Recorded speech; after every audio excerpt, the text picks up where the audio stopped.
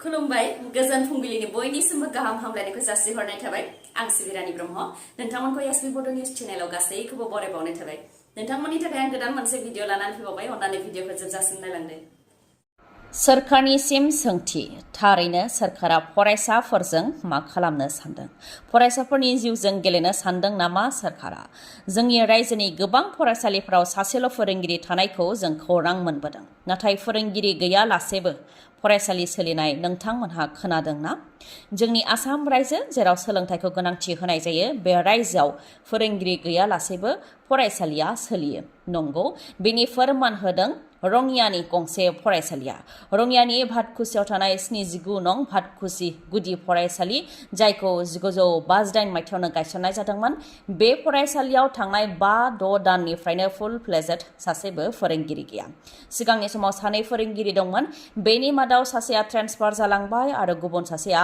आजिरा मोनबाय बेनि उनावनो दिनैसिमबो सासेबो फोरोंगिरिखौ सोरखारि भाबै थिसननाय जायाखै होननानै अजद होदों फरायसाफोरजों लोगोसे फरायसाफोरनि नखरनिफोरा फरायसालियाव फोरोंगिरि गैयैनि थाखाय फरायसाफोरा फरायसालियाव ओरैनो थांनानै गेलेगारहैनानै समखौ एंगारहरनो गोनां जादों जाय उन्दै गथ'साफोरा गावनि जिउखौ दानो थाखाय बे समा फरायनायनि सम नाथाय फरायसाफोरा फोरोंगिरि गैयैनि थाखाय फरायसालियाव ओरैनो थांनानै लुडु आरो बायदि खेला गेलेनानै समखौ ओरैनो एंगारहरनो गोनां जादों थारैनो बेयो सोरखारनि मोनसे गेदेर फेलें जोंनि आसाम सोरखारनि सोलोंथाइ बिफाननि गेदेर फेलें होननानै जों बेखौ बुंनो हायो जोबोद गुदुं दुंखावनायखौ नोजोर होनानै आसामनि सोलोंथाइ बिफाननि मन्त्रि डक्टर रनज पेगु बिथाङा फरायसालिफोराव फोरोंथाइ होनायनि समायखौ सोलायनो थाखाय बिथोन होनायनि उनावनो गुबुन जिल्लायाव फरायसालिनि समायखौ सोलायनानै होनाय जाबाय थिग बेबायदिनो डाइरेक्टर अफ एडुकेशन बिटिसिनिफ्रायबो गांसे अर्डार फोसावदों अर्डारनि गेजेरजों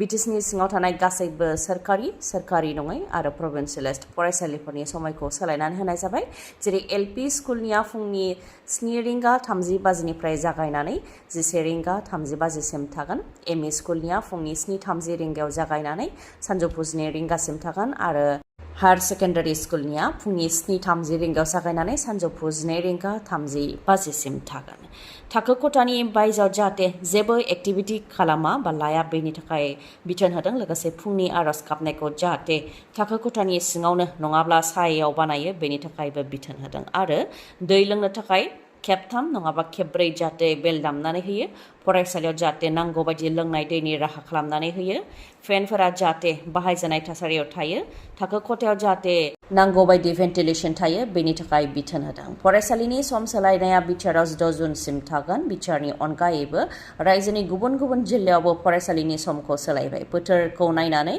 फरायसालिनि समखौ सोलायनाय जादों रायजोनि आसा मावथि आरो आसा सुपारभाइजारफोरनि थाखाय गोजोनथाव खौरां गोलाव समनिफ्रायनो दान बान्था बांहोनो थाखाय आसाम सोरखारनिसिम दाबि खालामबोबाय थानाय बिथांमोननिसिम गोजोनथाव खौरां आसा मावथिफोर आरो आसा सुपारभाइजारफोरनि दान बान्थाखौ बांहोनो थाखाय थांखि फोसावबाय आसामनि गिबि मन्त्रि डक्टर हेमन्त बिश्व शर्मा बिथाङा फैगौ अक्ट'बर दाननिफ्रायनो दान बान्था बांनायखौ बिथांमोनहा मोननो हासिगोन आसामनि गिबि मन्त्रि डक्टर हेमन्त बिश्व शर्मा बिथाङा बेखौनो फोरमायथिदों दि रायजोनि गासै 33,656 आसा कर्मिफोरनि दान बान्थाखौ 3,000निफ्राय 4,000 खालामनाय जाबाय आरो बे 4,000 बांनाय दान बान्थाखौ अक्ट'बर दाननिफ्राय मोननो हासिगोन बिथाङा फोरमायथिदों दि सिगांनि समाव 3,000 बान्था होनायखौ 3,000नि मादाव 2,000खौ मिरु सोरखारा होयोमोन आरो 1,000खौ रायजो सोरखारा होयोमोन दा 4,000 दान बान्थानि मादाव 2,500खौ मिरु सोरखारा होगोन आरो 1,500खौ रायजो सोरखारा होगोन होननानै फोरमायथिदों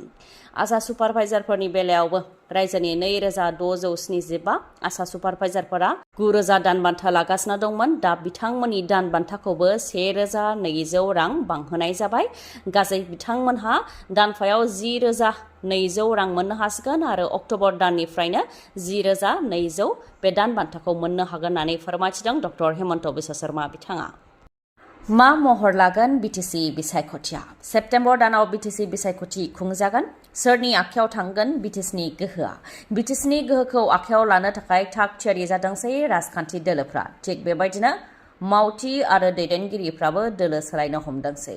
UPPL नि लाइमोननि मावथि दुफां बर'जों लोगोसे माखासे लाइमोनफोरा BPF दोलोआव हाबफैबाय। UPPL खौ गोबां मदद होनायनि उनाव UPPL दोलो एंगारनायनि सायाव बिथाङा बुंथिदों दि प्रमद बर'नि खोथायाव मदद होदोंमोन आरो रोजा रोजा लाइमोना UPPL आव जयेन जादोंमोन। नाथाय प्रमद बर'आ खामानिजों नङा खोथाजों 5 बोसोर बारहोबाय। लाइमोनफोरनि थाखाय खामानि मावाखै, बिचार गोरोबथानि मोनसेबो खामानिखौ मावफुङाखै, जायनि जाहोनाव गुबुन गुबुन हारिनि लाइमोनफोरा ओंखारबोनो गोनां जादों होननानै फोरमायथियो। UPPL खौ मानो मदद होनायमोन बे बेलायावबो फोरमायथियो दि हाग्रामा महिलारिया 17 बोसोराव जेसेबां खामानि मावदों बेनिख्रुइ बांसिन जाहाथे प्रमद बर'आ मावो बेनि थाखाय प्रमद बर'खौ मदद होदोंमोन। बिचार गोरोबथा बायदियै central university, NIT, tribal university, लाइमोनफोरखौ साख्रियाव थिसननाय बायदिखौ मावफुंनो थाखाय मदद होदोंमोन। नाथाय सोरखार जोबनायनि सम फैबाय, मोनसेबो खामानिखौ मावफुङाखै होननानै फोरमायथियो लाइमोनफोरा। साख्रि होनायनि बेलायावबो खालि फोसावथायल' होयो, मानो रिजाल्ट होनो हाया बेनि सायावबो सोंथि खालामो। ओजोंहाय UPPL दोलोआबो बिसायख'थिखौ लानानै सांग्रां जादों। मोनफ्रोमबो बियाबाव 10 निफ्राय 12 रोजा सोरखारि मुलाम्फा होदों होननानै फोरमायथियो प्रमद बर' बिथाङा। फोरमायथिनो गोनांदि प्रमद बर' दैदेननाय UPPL सोरखारा दासान्दि जायगा जायगा बेनिफिसियारि मिटिं खुंगासिनो दङ। बे बेलायाव प्रमद बर' बिथाङा फोरमायथिदों दि बे 4.5 बोसोराव फ्राय 4 लाखनि बांसिन आबादारिफोरनो मदद होदों। 2,50,000 गुबुन गुबुन आइजोफोरनि आफाद बा गौथुमफोरनो मदद होदों।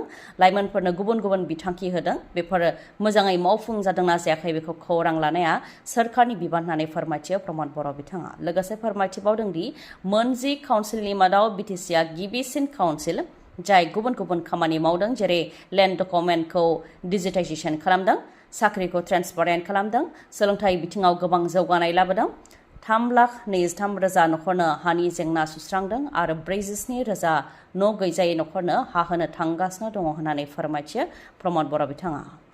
BTCनि 4th ग्रेड साख्रिनि अरेल इन्टारभिउनि थाखाय थावनि फोसावनानै होबाय। 13 आरो 14 जुनाव 4th ग्रेडनि अरेल इन्टारभिउआ खुंजागोन। थावनिफोरा जाहैबाय क'क्राझार आरो चिरां जिल्लानि बिजाथिफोरनि थाखाय क'क्राझारनि स्टेशन र'डआव थानाय CSB अफिस बिल्डिंआव, बाक्सा डिस्ट्रिक्ट आरो तामुलपुरनिया बाक्सानि मसलपुर बाथौफुरियाव थानाय डिस्ट्रिक्ट लाइब्रेरि अफिस बिल्डिंआव, उदालगुरि जिल्ला आरो बिश्वनाथ सनितपुर जिल्लानि गं 60 गामिफोर जायखौ BTC आव गोदानै सोनाय जाबाय बिथांमोननियाव उदालगुरिनि उदालगुरि HS स्कुलनि साखाथियाव थानाय डिस्ट्रिक्ट लाइब्रेरि अफिस बिल्डिंआव जागोन।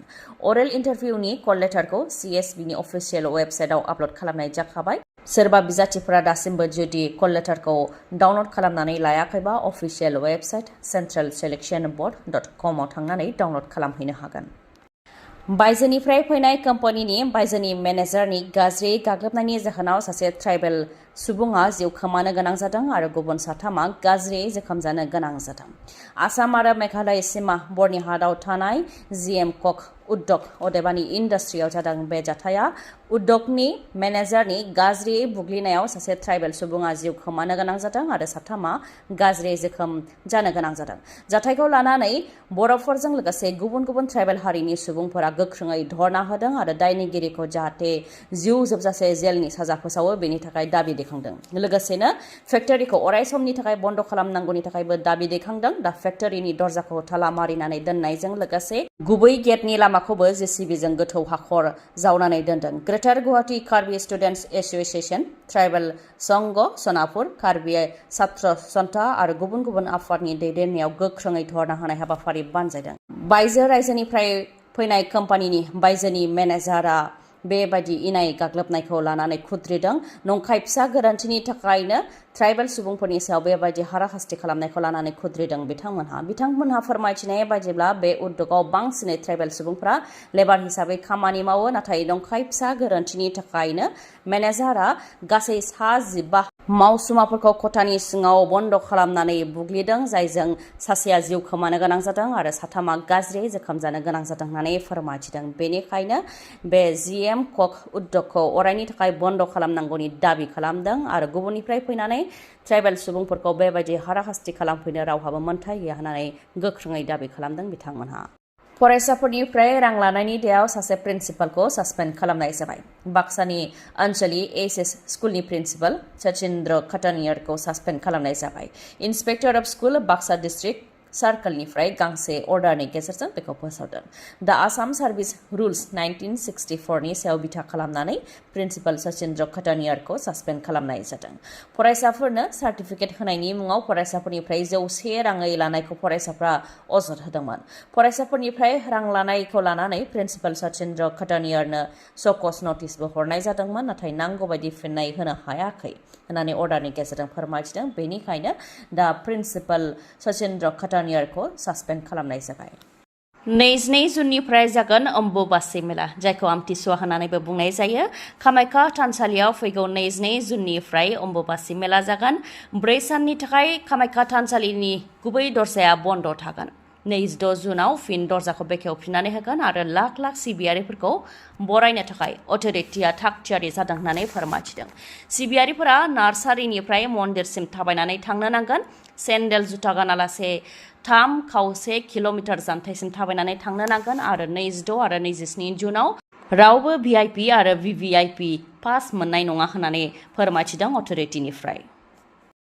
दिनैनि भिडिअआ एसेनोसै। गाबोन आरो गोदान भिडिअजों लोगो मोनफिनबावगोन। नोंथाङा दासिमबो आंनि चेनेलखौ साबस्क्राइब खालामाखैबा अन्नानै साबस्क्राइब खालामदो, लोगोसे लाइक, कमेन्ट आरो शेयार खालामनो दाबाव। गोजोन्थों।